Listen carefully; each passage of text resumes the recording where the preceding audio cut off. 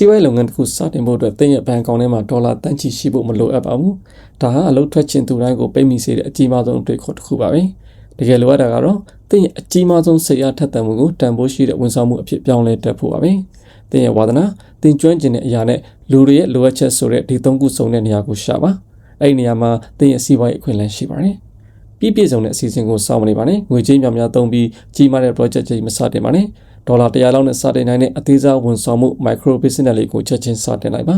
ဈေးကွက်တွေကိုအမြန်ဆုံးဝင်ပြီးသုံးစွဲသူစီကနေအစမပြတ်တင်ယူပါအောင်မြင်တဲ့စီးပွားရေးလုပ်ငန်းတွေအများစုဟာဒေါ်လာ100ဝန်းကျင်လောက်နဲ့စတင်ခဲ့ကြတာဖြစ်ပါတယ်အင်တာနက်လူမှုကွန်ရက်နဲ့နည်းပညာတွေဟာကျွန်တော်တို့ကိုရင်းနှီးငွေအများကြီးမလိုပဲကိုယ့်ရဲ့စီးပွားရေးအကြံစီတွေကိုလက်တွေ့အကောင့်တွေပေါ်ဖို့အခွင့်အရေးတွေအများကြီးပေးထားပါတယ်ဥပမာအဖြစ် online သင်တန်းတစ်ခုပွင့်တာကိုယ်ပိုင် blog တစ်ခုရေးသားတာဒါမှမဟုတ်ဝန်ဆောင်မှုအသစ်တစ်ခုကို online ကနေကြော်ညာတာမျိုးတွေပါငွေကြေးအင်အားမရှိဘဲကိုယ်ဝါသနာကိုအခြေခံပြီးကိုယ်ပိုင်ဘဝကိုဖန်တီးနိုင်တယ်ဆိုတဲ့အတွေ့အဟာအင်မတန်အားဖြစ်စေပါတယ်။ဒါကြောင့်ဘာမှမစတင်ရသေးရင်အခုပဲစတင်လိုက်ပါ။အဆုံးထိနားထောင်ပေးတဲ့အတွက်ကျေးဇူးတင်ပါတယ်။